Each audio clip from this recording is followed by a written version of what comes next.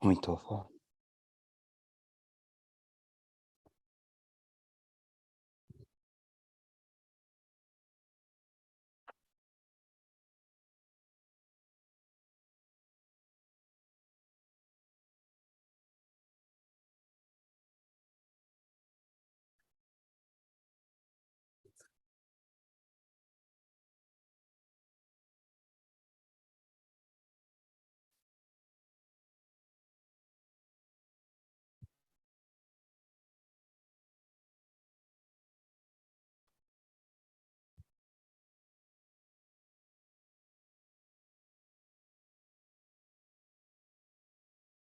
It was very interesting during the interviews.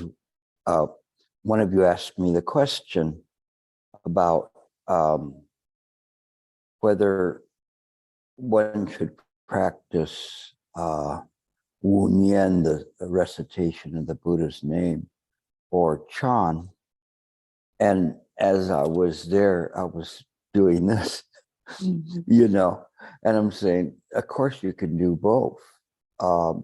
Shifu, he talked about that before, and Shifu was a big proponent of doing Wu Nian. Is it Wu Nian? No, Nianfo, sorry. Nianfo. So Nianfo, he was a very big proponent of that. And, I followed him in that way. So I'm always doing recitation. I find it a very convenient way to quiet the mind and to keep the mind out of trouble, as well as being able to transfer merit, sometimes instantaneously, to the people that I'm talking to at that time. So I said, yes, of course you can do both. And also I had, after the people left, my phone buzzed, and I must subscribe to various Buddha Dharma articles from academia, and it announced to me an article that was talking about Master Shen Yang's use of Nianfo.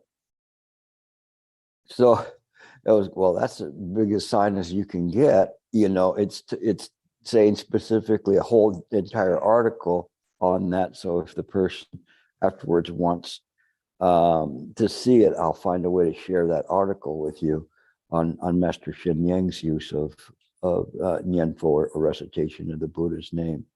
It's just something that comes up, and then later, how many of you use recitation in the Buddha's name in your life? Raise your hand.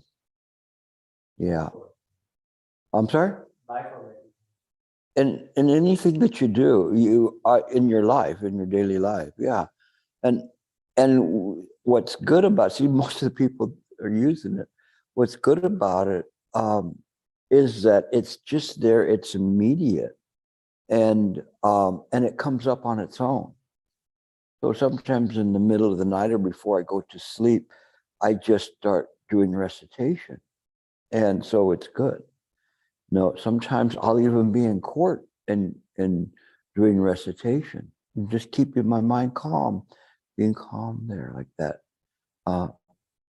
I remember once I had gone to a trial, and I had been at a retreat, conducting a retreat, and the judge was this very old, very conservative judge, but still nice. And the attorney on the other side was this, like ones that you see on the TV all the time, so jittery and so like full of themselves and egotistical. And he was talking about how I hadn't given him a paper. And I said, he's right. I was at a retreat, so I didn't give him this, but it was didn't present any problems. But, I'm sorry. And I told him I was at a meditation retreat. And he asked me, mediation retreat? And I said, no, a meditation retreat. Oh, that's where you calm your mind and everything? I said, yes. And he looked at the other attorney and says, Mr. Jones, you should go to his class. It happened like that, and it was like, and the guy's like, oh, like all flustered and stuff, so conservative. stuff. But the judge said it in such a kind of like an amusing way, but telling him, calm down, calm down. There's nothing wrong here. This judge knew me. He knows I don't play games, or I don't try to trick people or whatever.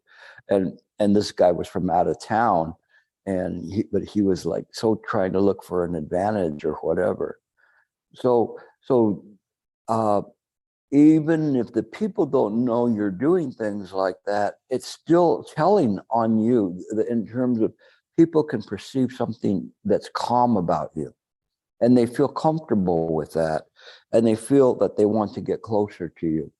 They can feel like you genuinely care about them, and you care about the situation. So I do welcome you to do the recitation in the Buddha's name at any time, because it's so precious to develop that kind of a habit.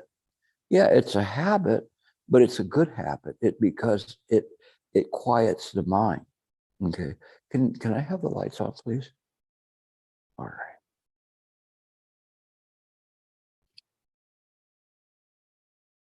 All right. Where we were at the last time, and this is the last go round, but I wanted to finish this for you. So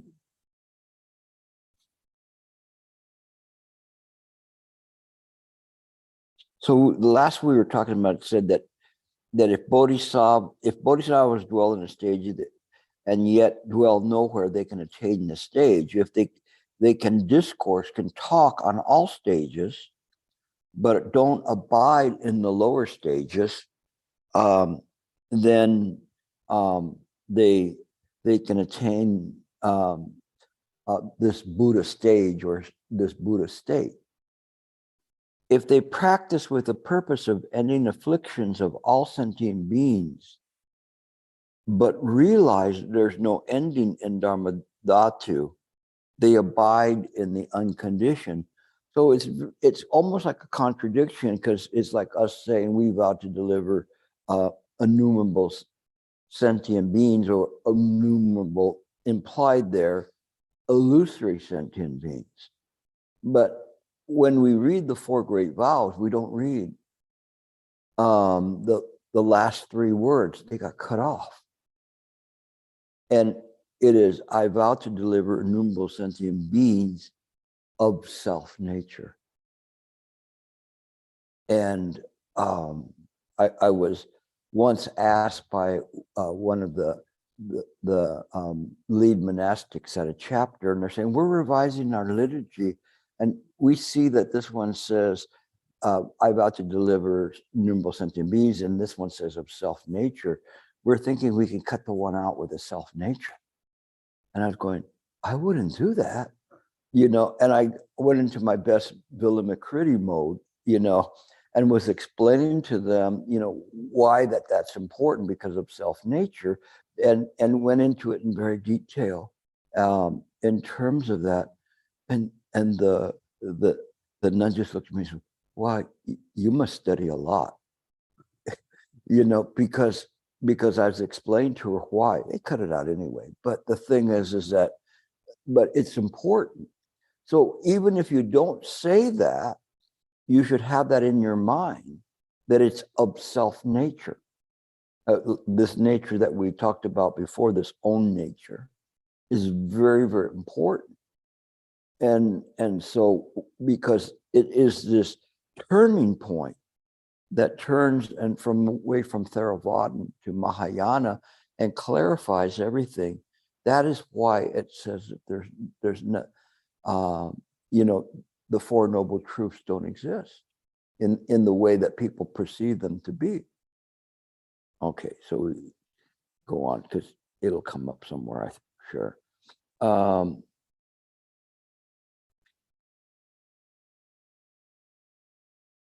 So it says, if they abide in the unconditioned, yet perform conditioned actions.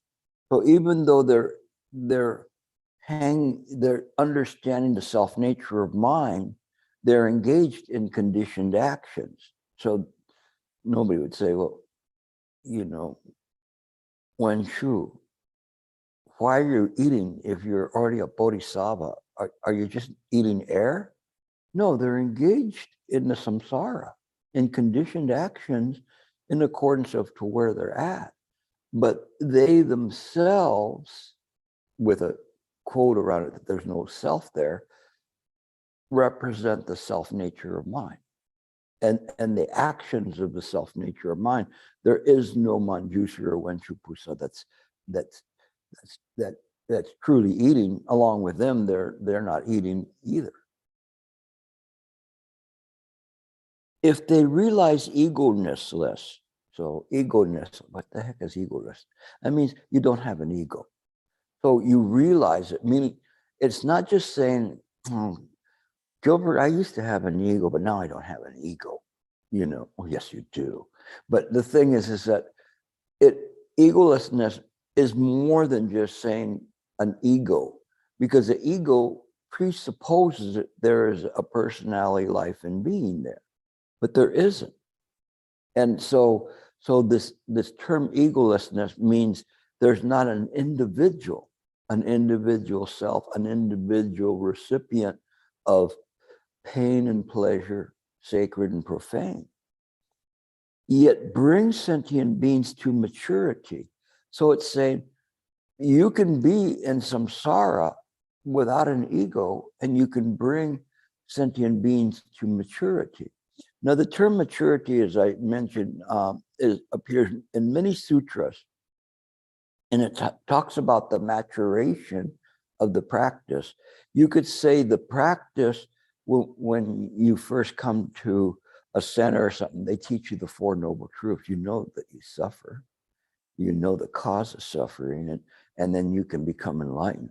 I want to join. Where do I sign? No. And so that's immature level of practice. But when one can bring a sentient being to maturation, then they are taught to investigate Chan on their own, and investigate mind on their own. And when they investigate, they realize there is no such person there. That's maturation. And then they begin to practice from that viewpoint, which is right view. So there is no suffering, no cause of suffering, no cessation of suffering, and no path. But we were taught opposite. Contemplate that. Contemplate that. That's why there's no suffering, because there is no independent person receiving all of this. It is a dream. The true nature is egoless. You can't suffer if you don't have an ego.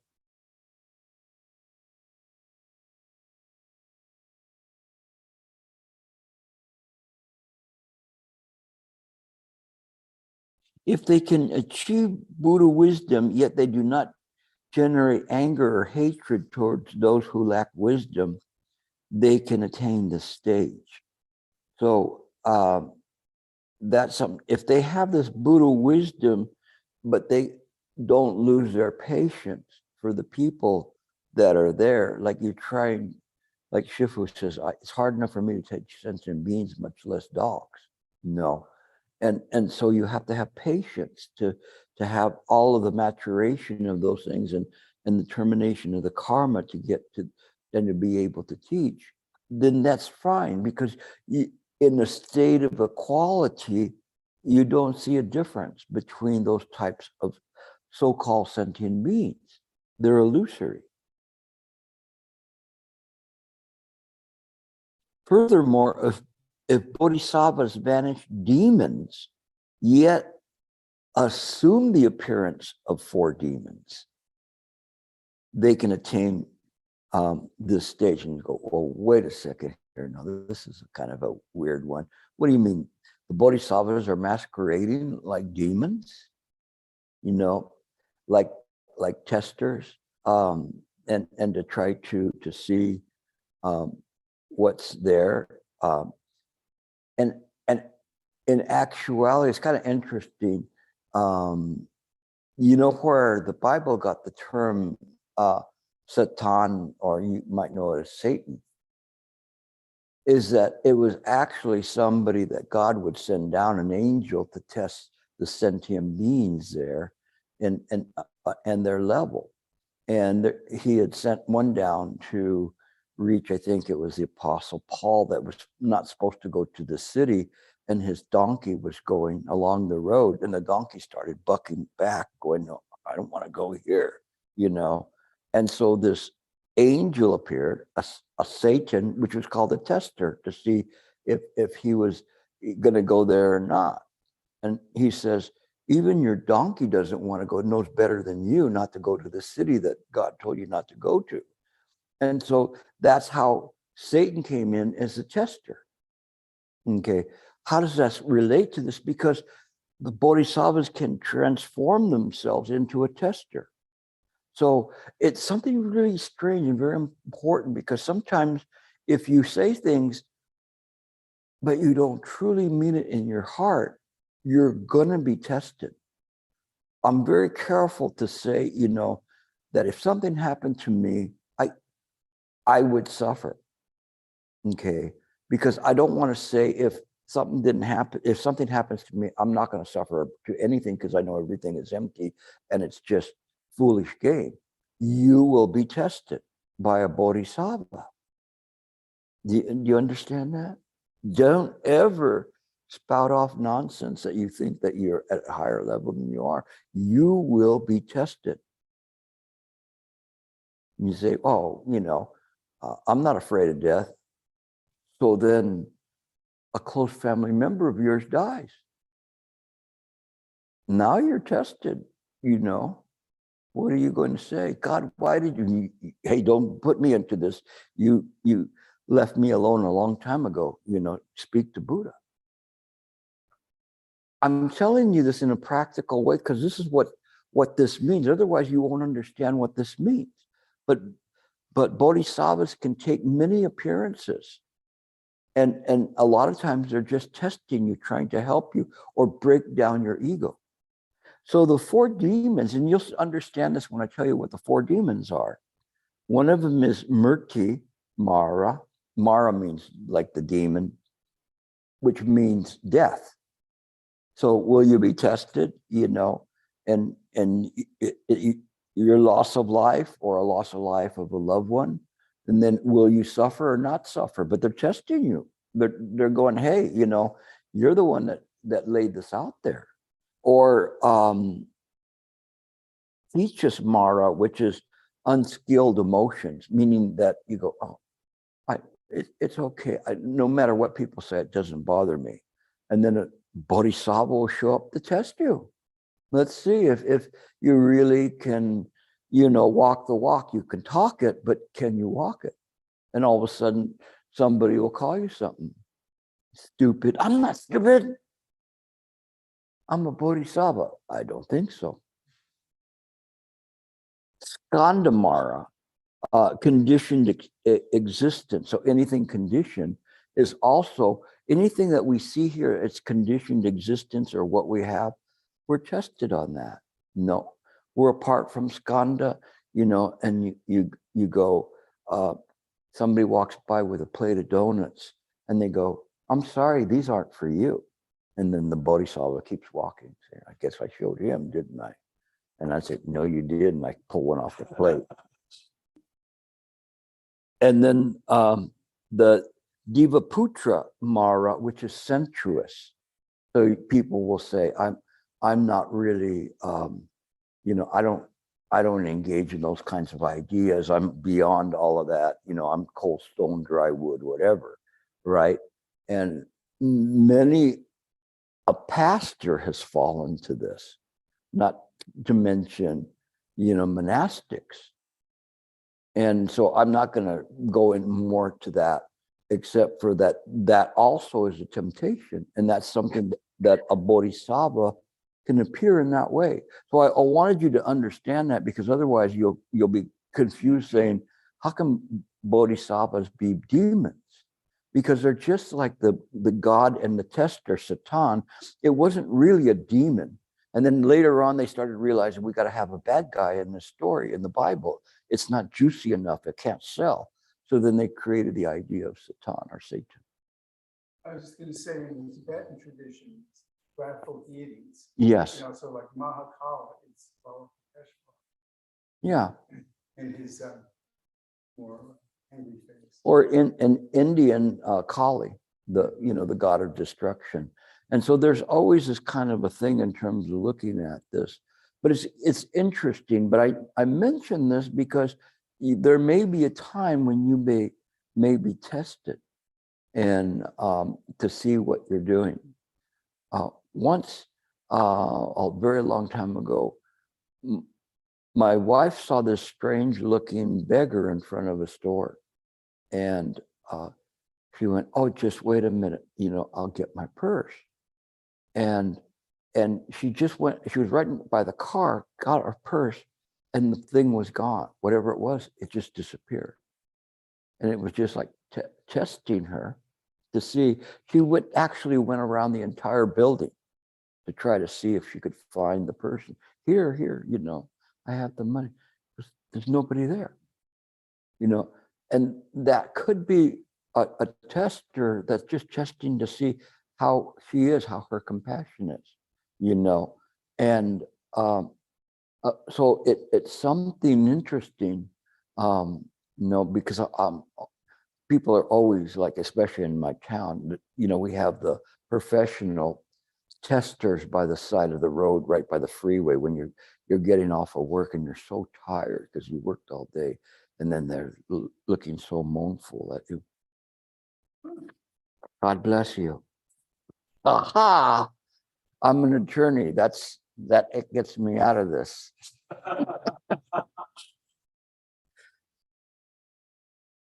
So, okay.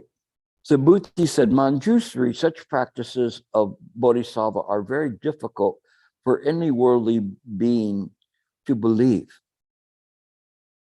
Manjusri said, so he's saying, Subhuti's actually, hey, those are kind of weird practices. How can any worldly being believe what you just said? That's why I took the time to tell you that, because you would have gone right. That would have gone right by you. And you go, I don't believe that, that a bodhisattva could be a demon.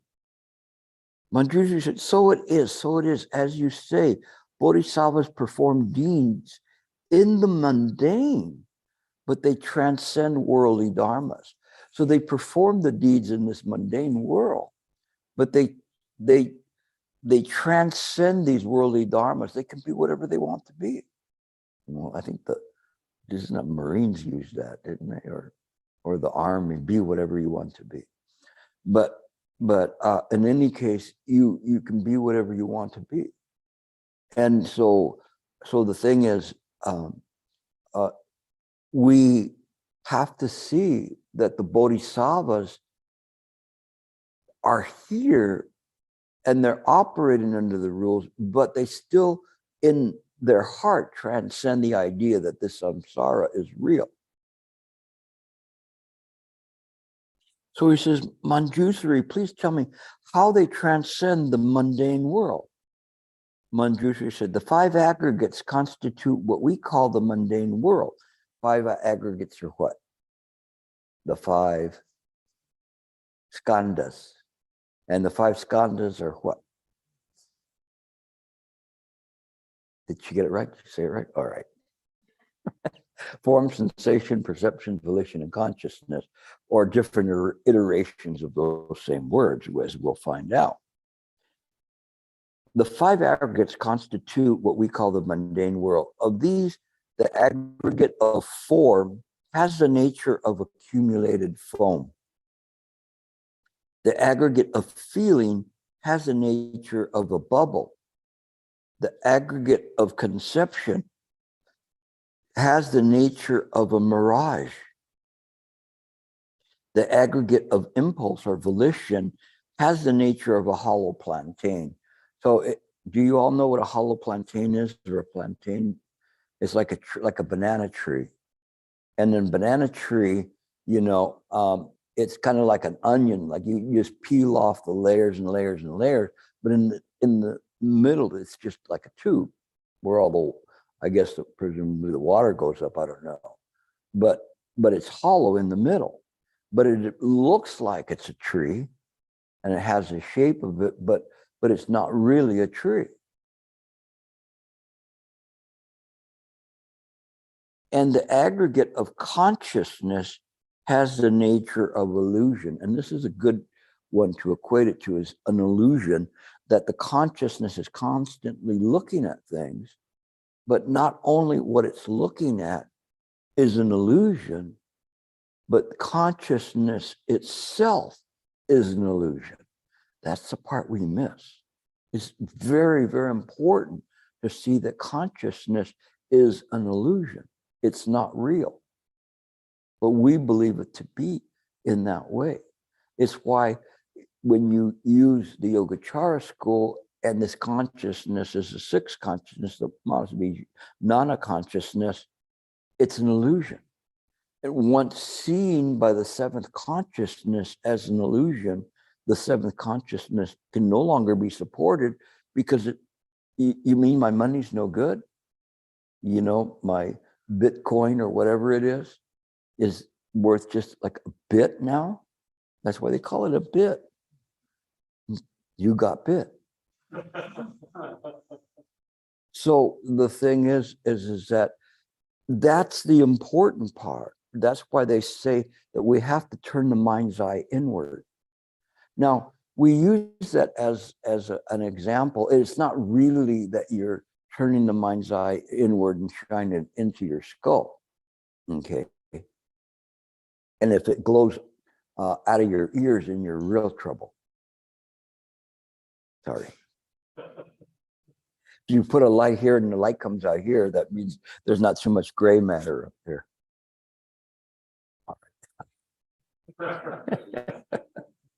Okay. So it's important that we see things in this way. It changes things around. Okay. One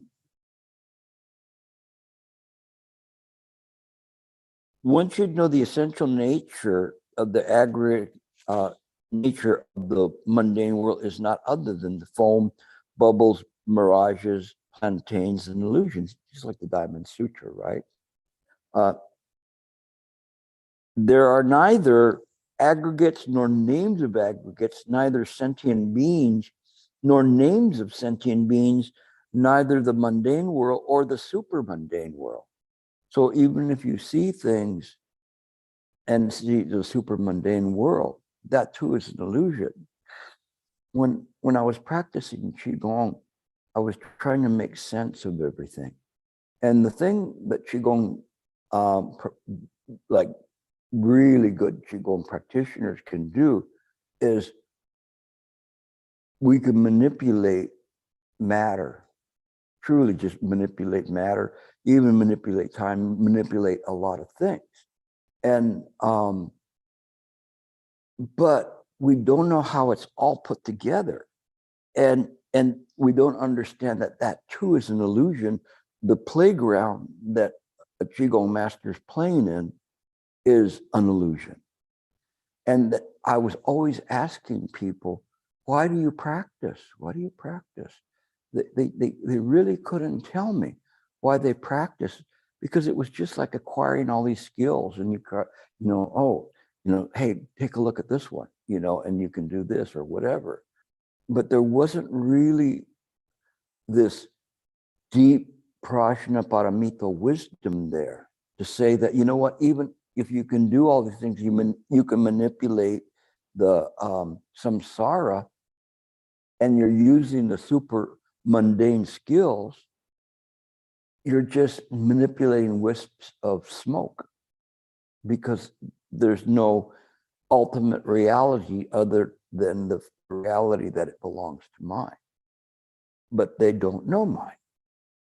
They know how to use what's created in mind, but they don't know mind. This is why I'm here, and not at some Qigong convention. I don't know if they have Qigong conventions, but it, in any case, it is important because that was gnawing at me all the time. So when you understand that those worlds, what whether it's the mundane world or the super mundane world, that they have no independence to them. Such a right understanding of the five aggregates is called the supreme understanding, which I call right view. That's right view. If one attains this supreme understanding, then he is liberated, as he always has been. So it's always been this way. It's been this way before time began, that it's just mine. If he is so liberated, he is not attached to mundane things. If he is not attached to mundane things, he transcends the mundane world. That's pretty self-explanatory. Furthermore, Subhuti, the basic nature of the five skandhas is emptiness. So the basic nature of it is emptiness. Here, this emptiness is like the emptiness of mind, not of an empty glass. So it's this emptiness, and that emptiness and all the skandha are subject to causes and conditions. Those causes and conditions are not other than the Buddha mind. That's how things work. If the nature is empty, there is neither an I or mind. And if there's neither an I or mind, there's no duality, no subject and object. If there is no duality, there is neither grasping or abandoning. And if there's no grasping and abandoning, there's no attachment. You don't attach. Thus, free from attachment, one transcends the mundane world. How do you practice when you meditate? Don't attach to anything that goes by. Don't attach to the growling in your stomach, going, I'm hungry. You know, when's this going to stop? Or the pain in your back, or thoughts of something that happened, whether they're good thoughts or bad thoughts. Don't attach to anything. That's what you're practicing to do, is practicing non-attachment. And that is why the Buddhists are very bad at sweeping and vacuuming carpets, because they have no attachments.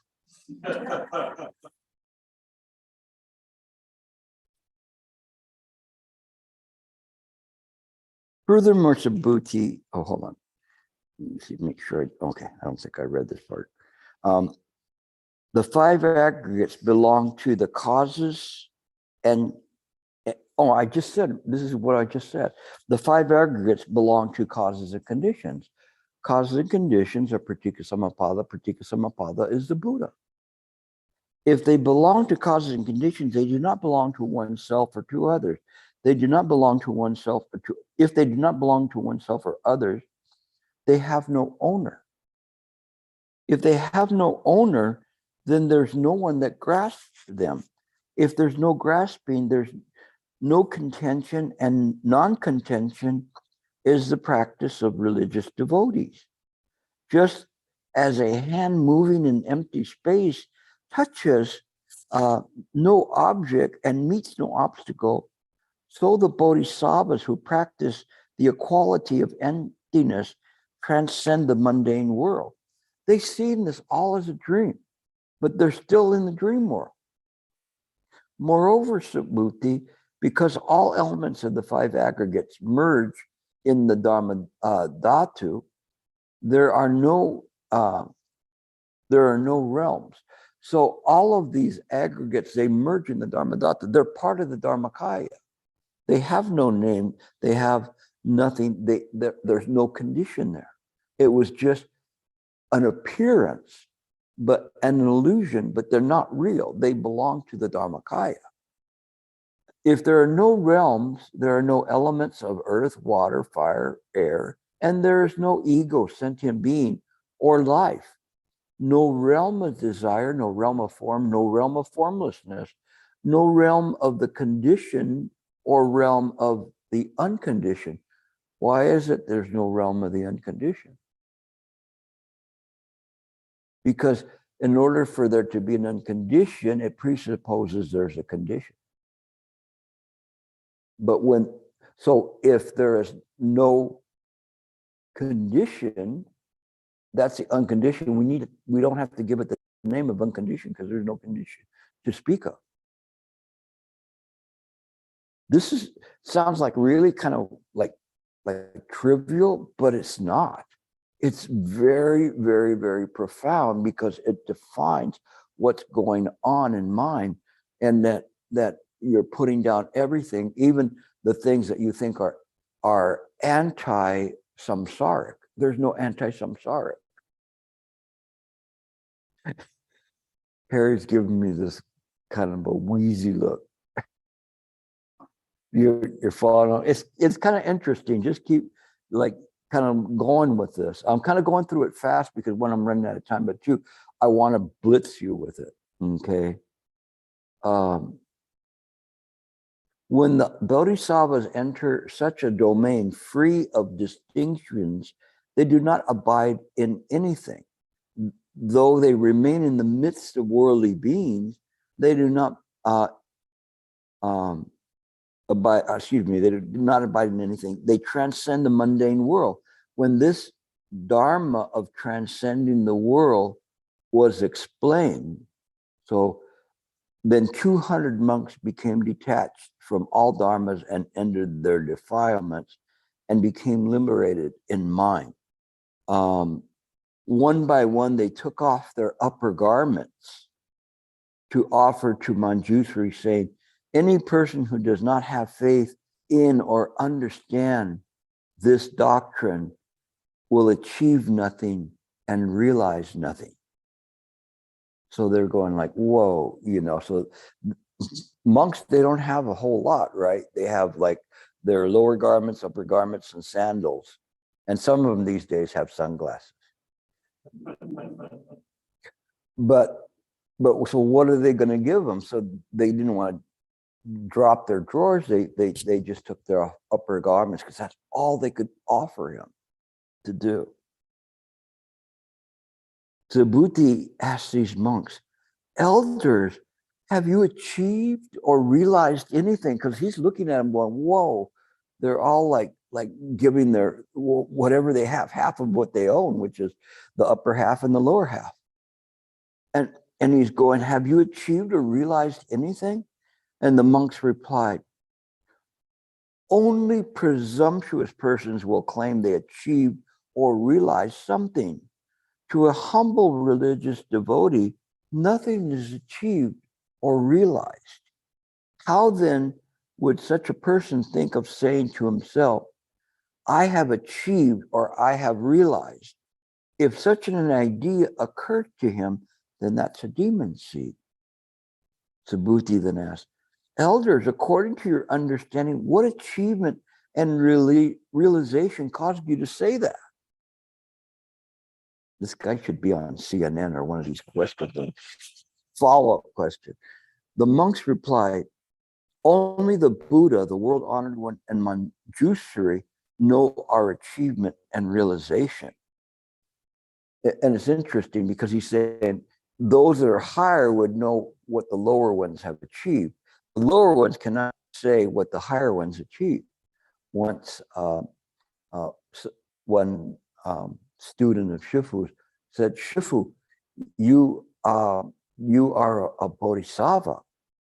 And Shifu looked at him and said, you must be a mahasattva. And he said, why do you say that? Because only a mahasattva could know what if a person has attained being a bodhisattva. So be careful of that. But he's teaching the correct Dharma, presenting it in the correct way. No. There was a story, when Shifu passed away, one of his followers wrote something saying now that Shifu has reached parinirvana, we should give him deep respect. And so it was an email, and I wrote back because I'm going, well, remembering what Shifu said, how would you know that he reached parinirvana? But I wrote back saying that it is proper to give Master Shen Yang respect. This is proper, and in terms of that, but I said, it reminds me of a story that he said. And this story fits right into the spot right here, because he told the story of an old monk that was traveling, and he went to this one temple along the way to stay for the night. And they welcomed him, and they were very cordial to him and fed him. And then after dinner, they took him to a tour, their temple. And then he stopped upon a picture of this monastic. And he just looked at the picture and said, "And who is this fellow here?" And the lead monk said, "That was our master. He has passed on." And so the monk said, "And can you tell me where he passed on to?" This is important, because it's like saying, what are you talking about? Where would he go? Would he go to Parinirvana? Would he go here, or would he go there? There's no such thing. And so he was teaching him the deep Dharma, not to be attached to this idea, and so that was important to pass on to other people, that this person had said this to many people, just to talk about that. But that was something that was, in my sincerity, what Shufu had presented in terms of that, to the extent that he didn't want anybody. He was buried in 5 holes in the public cemetery, or a place where they put the incense, ashes. And he instructed, "Don't erect a stupa to me, don't do anything, burn or grind my ashes so there's no relics, no shalisis." He didn't want to go on tour, And he didn't want there's Shifu's ashes. No, he was a perfect ending to the last moment. He didn't want people looking through, "Oh, look, I found a marble. I found this, I found that." He didn't want people to attach at all. And so what was being said was contrary to what his instructions were, final instructions were, and what his teachings were. And so it was important me to. And then the person wrote something back. I forgot what it was. It was trivial, but I just went, SHSSSH. Don't talk anymore. No, because there was no need to defend. I wasn't so much as attacking as clarifying what Shifu's understandings, or what he stood for or didn't stand for. Okay, but when we think of this, what we're doing here, where we're at, is we're trying to look at what a bodhisattva is, what a Buddha is, what a sentient being. And that's why they're saying there's no difference between the sentient beings, the bodhisattva, and the Buddha. Master Ling Chi was reflecting that as well. So everything I've read is all consistent. And it's important that we understand that, because all the samsara is an illusion. Okay.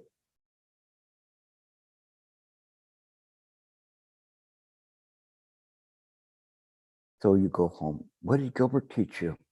Nothing. I'm a bubble in a stream. It's true though. Okay. So he says, they know our achievement. The most virtuous one, our understanding, is those who do not fully know the nature of suffering, yet claim that suffering could be comprehended.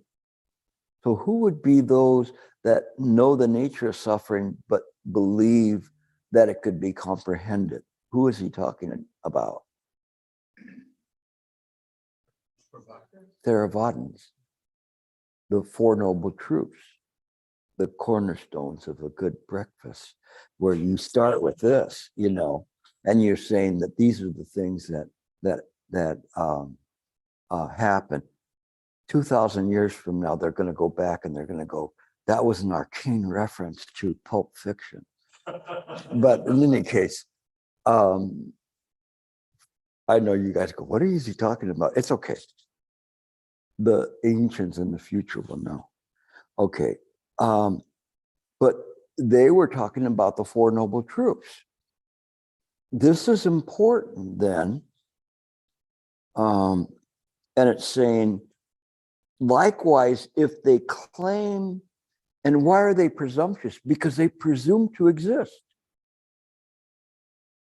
Likewise, they claim that the cause of cessation of suffering should be followed. They are presumptuous. Presumptuous also are those who don't really know the nature of suffering, its cause, its cessation or path leading to cessation, but claim that they know suffering and have eradicated the cause of suffering, have realized cessation of suffering, and have followed the path of leading to cessation. So he's talking about the Four Noble Truths.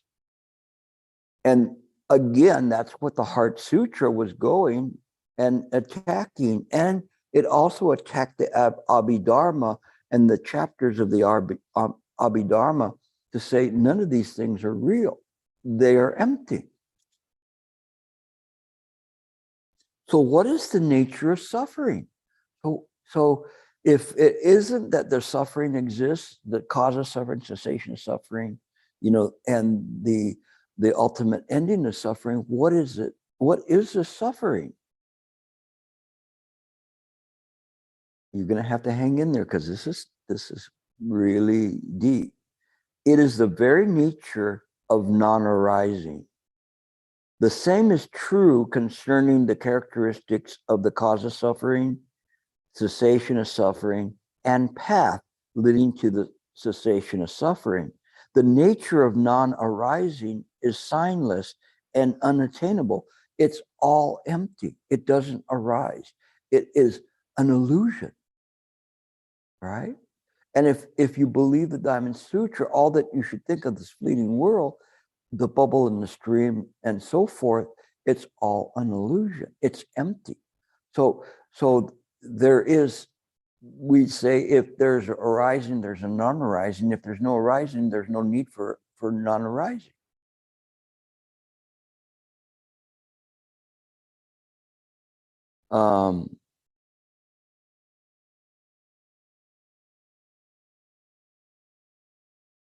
Those who are not frightened, terrified, or awe-stricken upon hearing these noble truths are not presumptuous. So if you buy into this and say this is empty, it makes sense, because if there's nothing that's separate, that everything is an independent origination of the mind, everything's created by the mind, then this follows, then you're not presumptuous. If you hang on to the Four Noble Truths in its original delivery, then you're presumptuous, because you're presuming that it affects you.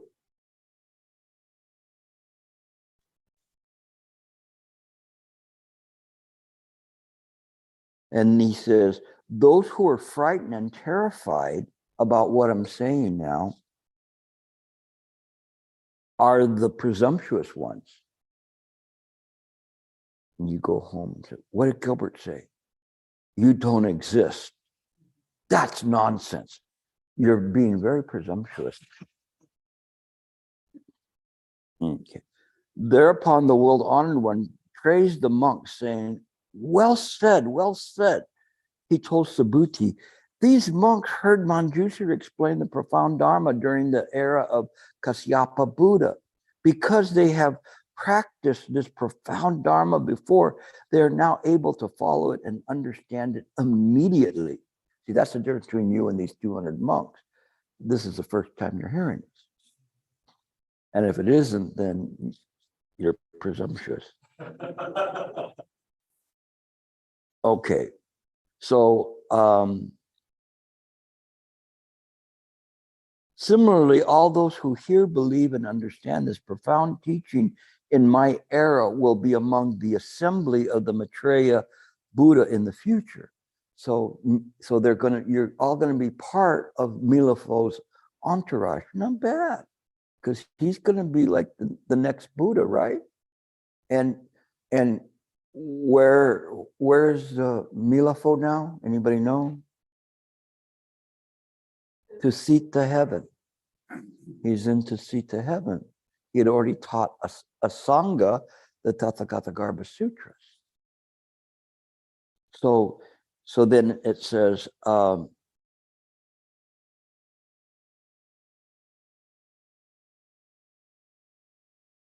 then the god Suguga said to Manjusri, virtuous one, you repeatedly taught the Dharma ill of this world. Now we beg you, go to Tusita heaven. For a long time, the gods there have been planning many good routes. They will be able to understand your Dharma when you hear it. However, because they are attached to the pleasures of heaven, like, get me another beer. It's there in your hand, right? Pina colada, it's there. You know, why should we practice? This is instant, whatever it is.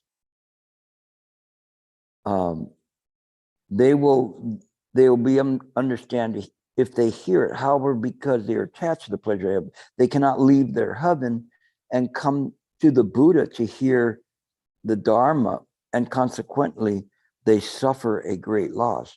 Manjusri, at that moment, immediately performed a miracle, a miraculous feat, and caused the gods Gaga and all the others in the assembly to believe that they've arrived at the palace of to seat to heaven. Boom, they're there. And normally it's like a 10-hour drive. They saw the gardens, woods, magnificent jeweled palaces, mansions, sumptuous tiers of railings, and windows high and spacious 20-story towers with jeweled nets and curtains and celestial flowers, etc. It goes on for a long time, chirping birds and whatever. And it says, seeing all of this, the god Sugana said to Manjusri, this is extraordinary, Manjusri. How have we arrived so quickly at the palace of Tusita heaven to see these gods and gardens here? Manjusri said, Manjusri, will you teach us the Dharma? And the elder Subhuti, I guess he went along for the ride, told Sugana, soil of heaven, you did not leave the assembly or go anywhere. It's just Manjusri's miraculous feat that causes you to see yourself there. So they're still at the other one, but they believe that they're in to seek the heaven. The god Sugana said to the Buddha, how rare, world honored one, Manjusri has such command of samadhi and miraculous powers that in an instant he has caused this entire assembly to appear in the palace of Tusita heaven. The Buddha said, son of heaven, if this is your understanding of Manjusri's powers, so the Buddha is telling him, if this is your understanding of Manjusri's miraculous power, as I understand, if Manjusri wishes, he can gather up all the merits and magnificent attributes of the Buddha's lands, as numerous as the sands of the Ganges, and cause them to appear in one Buddha land. He can do that with a fingertip lift up the Buddha lands below ours, which are numerous as the sands of the Ganges, and put them in empty space on top of the Buddha lands above ours, which are also as numerous as the sands of the Ganges. He can put water in all the four great oceans. It goes on to all the things he can do. And it says, at that time, the evil one, Papayan, even sounds kind of evil, you know, the evil one Papayan's looking at all of this stuff that's happening. So it's going to finish in a big flurry here because the evil one shows up. Transformed himself into a monk and said to the Buddha, world honored one, we wished to see Manjusri perform miraculous feats right now. What is the use of saying such absurd things that the world would not believe? So we want to see it now. So the world honored one looks at this guy, kind of twice and says,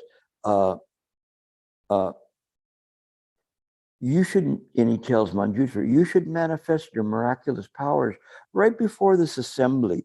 Thereupon, without raising from his seat, he's not even standing up and doing it like Mickey Mouse, with the water. He's like sitting down and just like this, lifting his finger.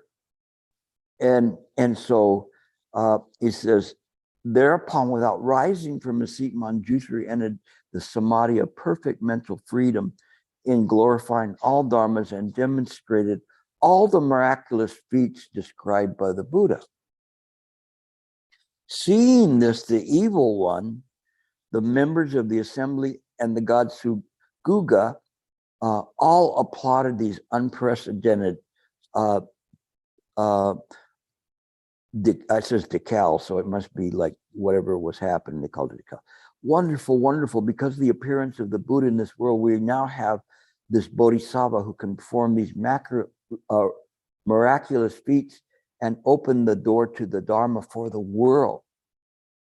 Thereupon, the evil one is changing, reform, inspired by Manjusri's awesome power, said, world honored one, how wonderful it is that Manjusri possesses such great miraculous power.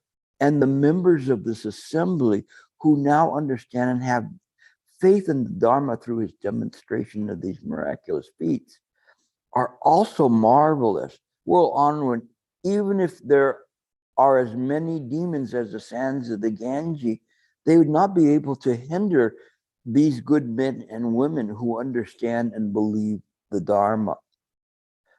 I, Papian, the evil one, so I should say, I, Papian, the evil one, because it changes voice back, have always sought opportunities to oppose the Buddha and to create turmoil amongst sentient beings. Now, I vow that from this day on, I will never go nearer than 100 leagues away from the place where the doctrine prevails or where people have faith in and understand, cherish, receive, and read, recite, and teach it. So he subjugated the demon. The end. Ta-da. Yes, go ahead. First question, Alaya, there's only Alaya that.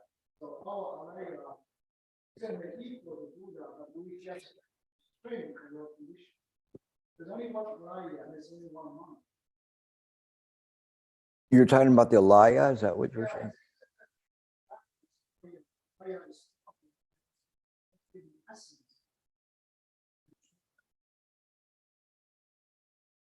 Yeah, you're kind of confusing it, and this is something that with the Alaya Vijnana was in the Yogacara school, a patch job. They added it because they realized they needed something there.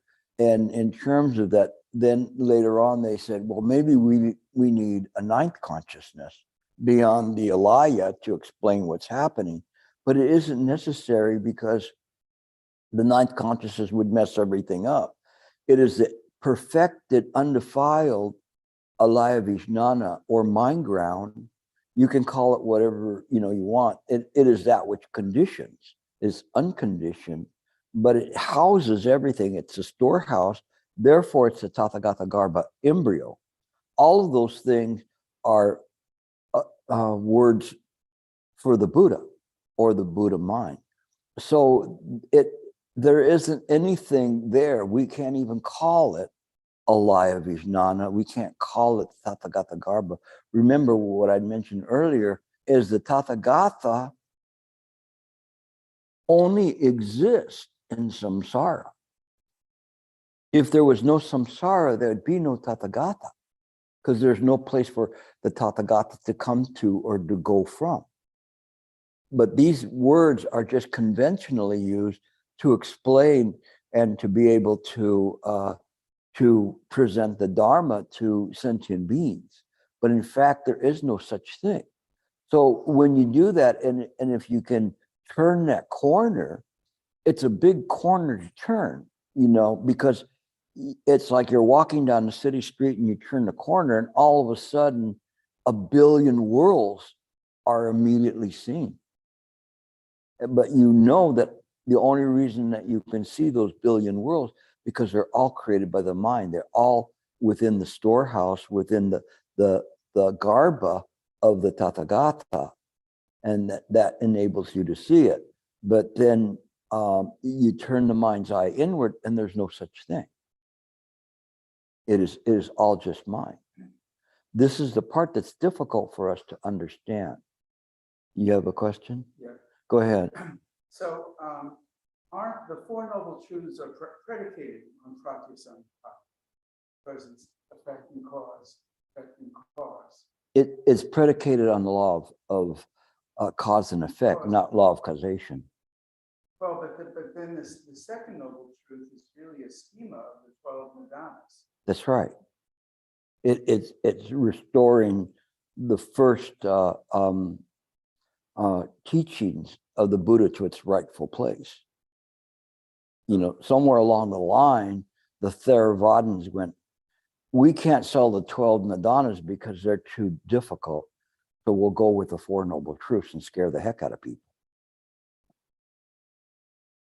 I mean, maybe it's not quite exactly like I said, but probably pretty close to it. Because like 4 instead of 12. And the first one you're starting off and saying, I just want to tell you you're ignorant. Well, that's a kind of a buzz killer for people. I want to learn. Well, you're ignorant. Oh, but if you say suffering, believe me, suffering, my back's been killing me for so long. That's an easy sell, right? And the cause of suffering. I told Mabel that she's my cause of my suffering, and that you can remove the suffering.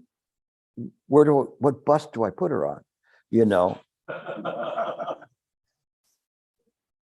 But the thing is I'm making light of it, but what I'm showing you is because you just hit on something. You just hit on something. Why the Theravadins went with the Four Noble Truths and why the Mahayanas went, no, you got this all wrong. It's upside down. Because the first thing the Buddha taught was the 12 Nidanas. The 12 Nidanas is how everything comes into being. That's the law of causation.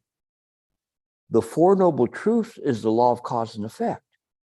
It only applies to samsara. And all of that is illusory. That's why it says there is no suffering, no cause of suffering, etc., because it's all empty. The 12 Nidanas, restored to its proper place, explains all of that. And then the second stage is in samsara, this is how it applies, sort of, but when you get past that and you can see it, that's the shortcut. The shortcut is everything's created by the mind, that there's nothing that exists independent of anything else. Everything is dependent. And what is it dependent on is mind, because everything's created by the mind. So your question is a very good one, timely, because it puts us all into the right perspective in terms of what was happening. And it shows the difference between Theravada and Mahayana doctrine. Dude, good job. Okay, I have another question. Don't blow it now.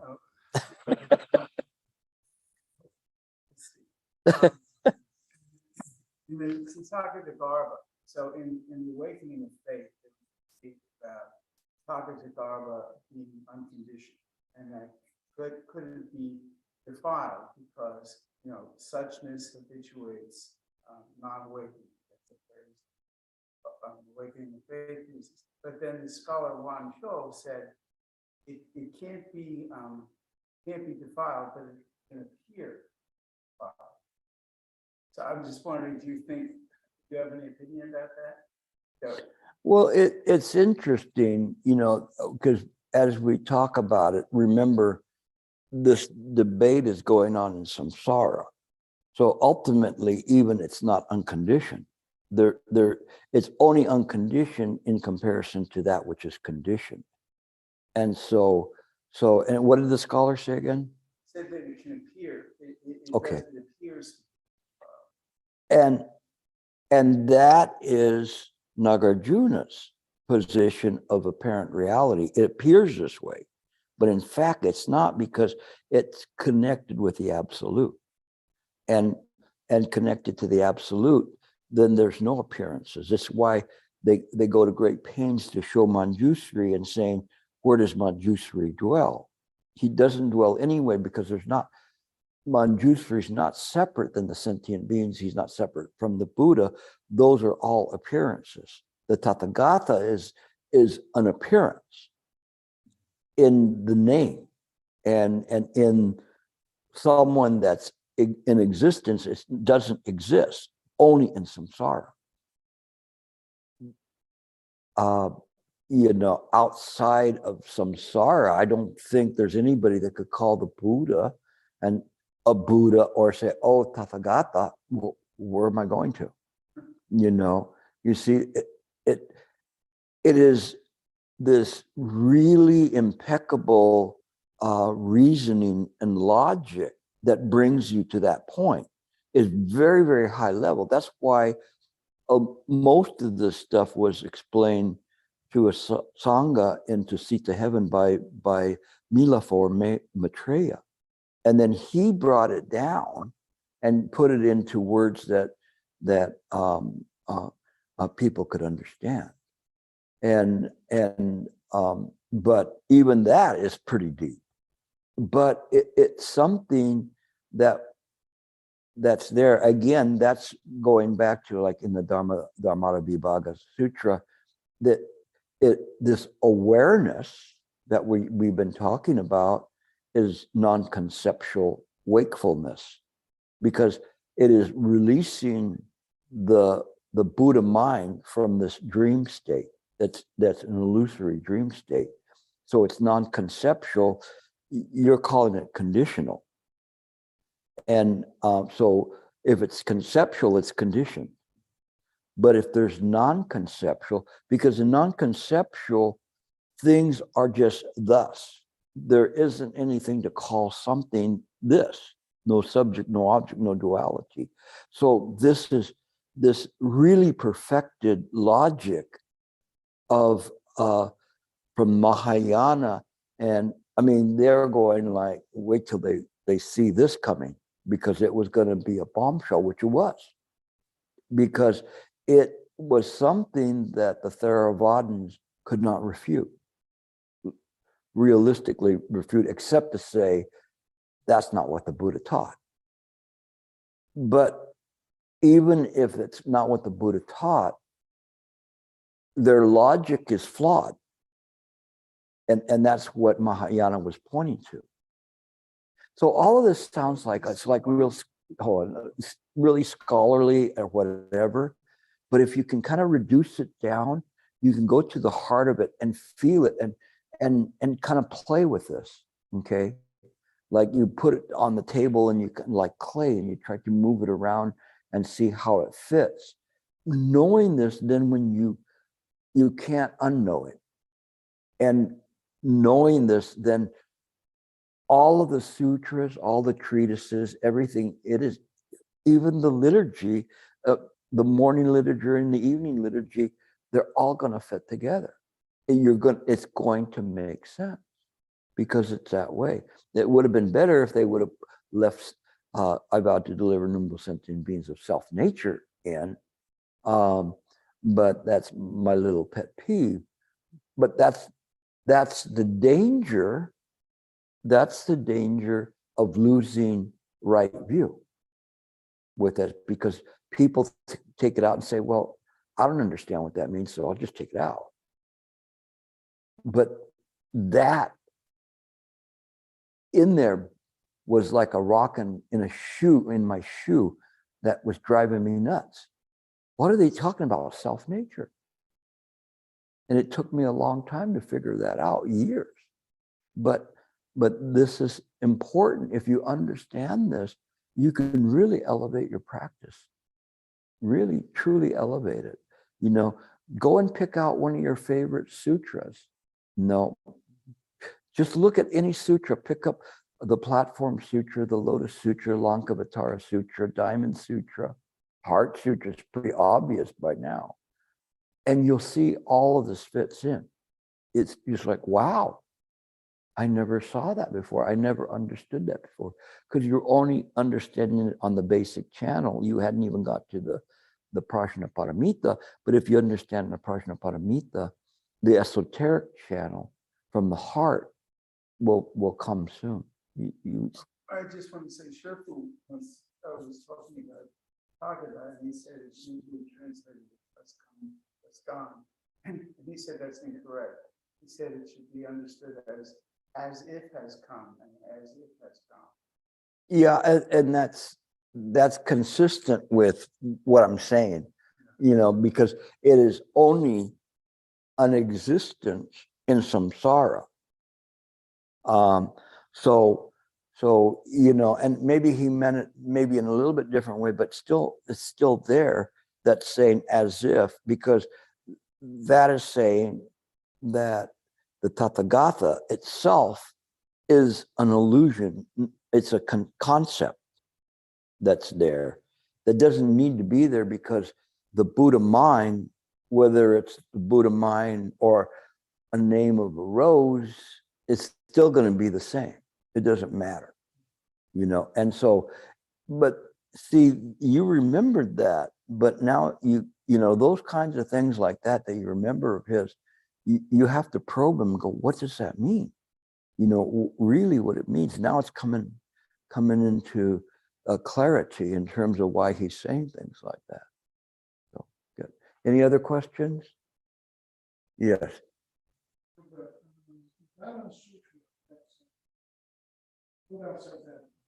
Hold on, let her get the, hold on, because you're further away from my microphone, so. Diamond Sutra, that was like Buddha said, this Ganges river of sand, and the sand number of Ganges river, take that number of mind. Buddha knows all minds. So I have also been told by Goshin Fasu that the mind is like a mainframe. And you always mention your mind is what? Your mind knows. Oh. Mind knows everything. So mind is like a mainframe, and we are tapping. Yes, that's correct. So right. that Buddha, when Buddha knows, he knows all minds, because Buddha mind is the mainframe. Okay. So that's, I try to phrase my understanding. It is in this way, but drop the Buddha as an individual or anything like that. We refer to it as the Buddha, and the Buddha is a name that actually belongs to samsara, the enlightened one. But there is no enlightenment. There is no one that had become enlightened. It is just the thusness of mind or suchness, and without calling it one thing or another, but it knows everything. It has, that's why I was saying it has like an all access pass, and immediately knows everything because it's mine. But it is not a deity, and is governed by pratika samapada and samsara, but samsara itself is an illusion, and it cannot define what created it. And so you're there, and I'm just fine-tuning your viewpoint there, to not rely on the idea that there's a Buddha that's sitting around, you know, with like 60 million zillion quadrillion TV screen monitors looking at everything that's going on, you know. And you go, how am I going to do this and know what's going on the internet too? You know, it isn't in that way. It is not a life and being personality or ego. And And so same thing for us. Although we appear to have a personality, ego, or a life and being, we have to turn the mind's eye inward to look and see what's there. And then when we see things, then with the right view, then we understand that this, what we call Rong Chen, is not, okay? It is not a real person. And even though we think it is, and you hit your head and you go, ow, you know, but you're not real. You're just a dream. But that's not easy for us to do. So then, you know, if you don't like that, then I would say that suffering exists and the cause of suffering, you know, you can turn Theravada. But I'm kidding, but I'm saying that it's something that you're there, but have no fear to keep working on this. Have no fear to move forward with that analysis. So you're right there, and you're like going buzzing around the void, and you know your doomsday clock just got like only 2 seconds left. Okay. All right. Yes. More about for also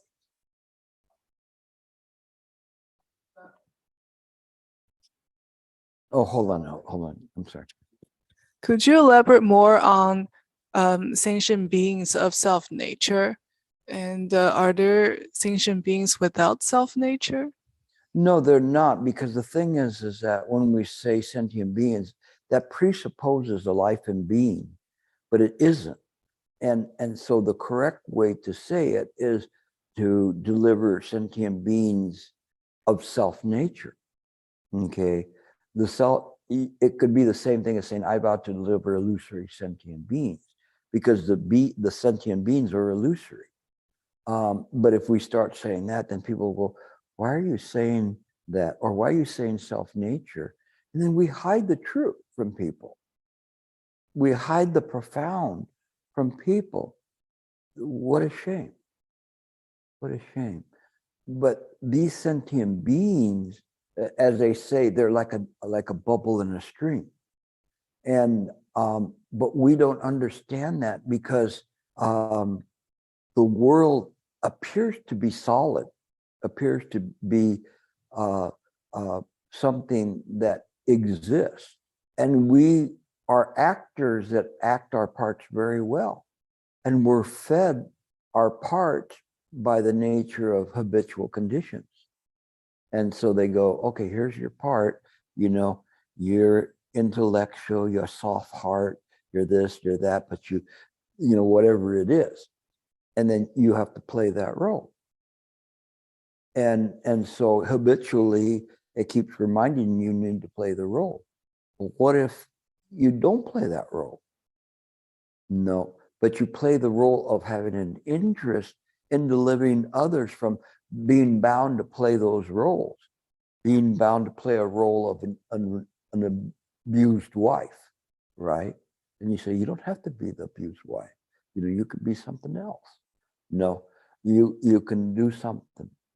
And so you have an interest here, even though we know it's illusory, but we still have an interest to make it better, because it's in our self-interest as part of the Buddha mind to do so. And it's the difference between nihilistic thought, where nothing matters, and and true Buddhist thought that has this special compassion.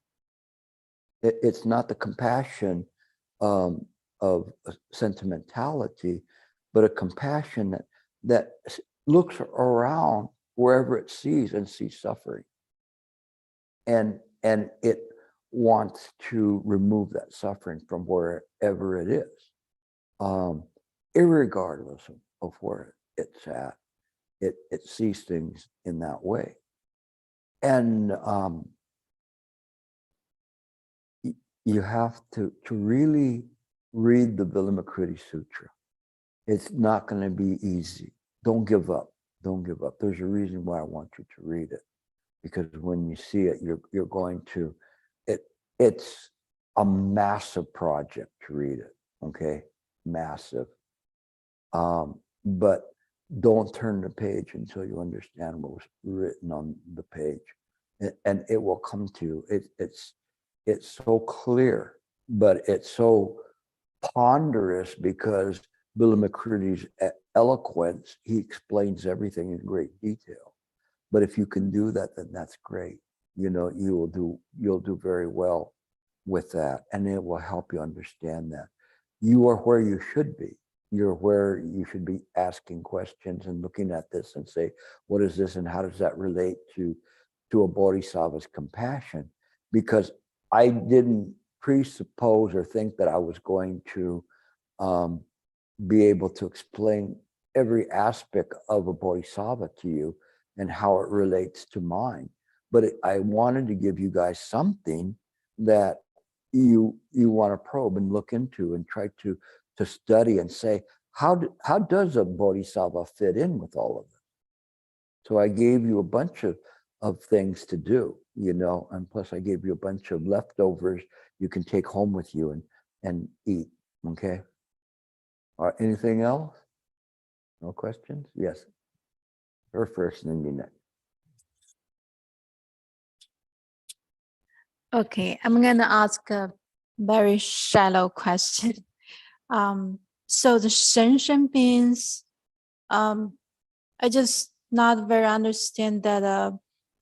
Does it include the vegetables and the trees? And then I always wonder, so the plants were that included in the reincarnation? So were we turned into apples in the cycle?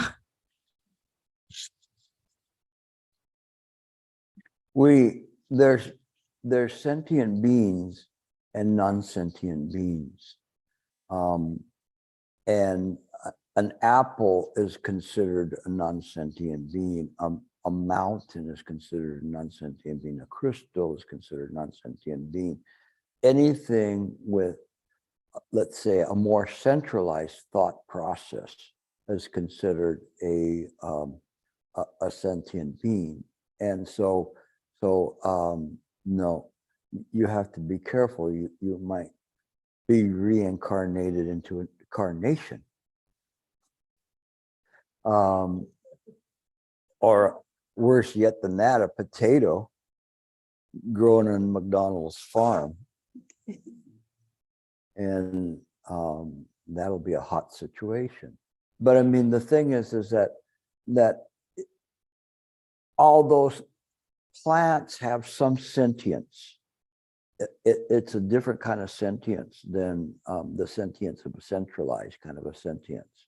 And that's kind of where we kind of cut the line off. And so when the cauliflower comes in, sorry, you didn't make it. You're not even a flower, much less like a vegetable or a human. But you're in there. You can see my discrimination against cauliflowers. But actually, I enjoyed the cauliflower I ate this time around. That's an improvement for me. But it doesn't go all that way like that. But those things are not separate from mind. They are in mind, but they're appearances within mind, and they're created by mind. Okay, it's very mysterious in terms of its ways of doing it, but it is something that you practice and do it. You know, you've taken it, and it's not a silly question. It's a legitimate question in terms of you testing the boundaries of sentient beings and whether they're sentient beings or illusory sentient beings. But that's your answer. Okay, and you had a question. Her first. Yeah, you have to get the little. So first I have a footnote with the previous question she asked. I remember I read the liturgy from A little louder, right? Oh, Because I can't hear you. oh, sorry. That's this not the right a way? microphone. It's a microphone for the recording. Oh, sorry. How about now? That's fine. Thank you. A footnote to the previous question. I remember I read the liturgy from Fa Gushan. There is, it literally says, 自性众生自性度, meaning self-nature sentient beings deliver sentient beings because they're all self-natured. So, it's. I remember that is the liturgy I read before, other than the I vow to deliver all sentient beings. So it's just amazing that you mentioned this, because that's another version about the 4 great vows that I read about. What was the first one that you said? 自性众生自性度，誓愿度 sorry 自性众生誓愿度 right. Oh, right. That's the version I remember I read. And what is the English version? I vow to deliver all sentient beings of self-nature. Yes, and that's the version I read. And the Chinese version does have self-nature to it? Yes, does have it. Ah, Harry, you should, I didn't know that. You should, Right. it's in this one? You guys did it right, then that's good. Don't go to LA. Because that was a big thing that I was looking at and saying, that it should be that way. So thank you for saying that. But I mean, because that's good. And if it's in the Chinese, it's very important, that it's preserved that way. Okay, she had a question, I think. Sorry, my question. I didn't. Your I didn't have. question. Right. The sutra is shared. I feel like it's when I was hearing it, I feel like it's I it's can't hear her, I'm sorry. the sutra is shared today. Sorry, I don't remember the English name. That's I don't know the Chinese name, but the sutra is shared is so incredible, and I feel like it just hit me with non-duality. I feel like it's a perfect cross-reference to non-duality and from the platform sutra. So I was wondering, do you think these 2 sutras are crossing reference each other? I know all sutras, perhaps, especially the absolute Dhamma sutra, are cross-reference each other, but They particularly these all 2. interlink. It's Right. just our lack of training or lack of reading that we don't see that. The more that you study, the more you will see that the Platform Sutra says the same thing. Maybe these say it doctrinally a little bit different, a little bit deeper. And the Lamakriti really says it deep, but nevertheless, the premises are still there. All of these sutras, they're what are called Vayapula sutras, which they incorporate the entire Mahayana Buddhist doctrine, so they can be relied upon as a discrete teaching that presents Buddha doctrine. And so that's why you'll see this commonality. I'm sure the Lotus Sutra probably, and then Harry was talking about the awakening the Mahayana, a very early sutra, is beginning to bring these kinds of issues up about conditioned and unconditioned. So all of this stuff, you'll see a connection with it. The more you study and you more seriously, but once that happens, they'll start linking in so quickly, and it's like I've been using the analogy of having this 1,000-piece puzzle, but as you're reading and reading, these pieces almost seem to fly together on their own. They connect in so quickly. And sometimes I'm speaking to you and they're connecting in my own reasoning so fast. They're coming flying in and connecting. I don't have to twist the piece around. They just all fall together instantaneously. So I do encourage you to read, compare them, and try to figure out what you want to do with them. They will all connect in. Okay. Go ahead. Hold on. Time out. Okay.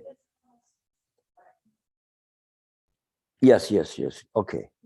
All right. So just one question. Oh, I just thought about the plants and the cauliflower. So the difference between us and the plants, can I see that because those plants don't have consciousness, they cannot think. So they cannot, know they have the Buddha nature, but we do. Yeah, you could say it in that way, although scientific studies show plants have a lot more consciousness than we give it credit for. But that's all right. Later we'll talk Yeah, about it. that's Let's it. go on Yeah. with the program.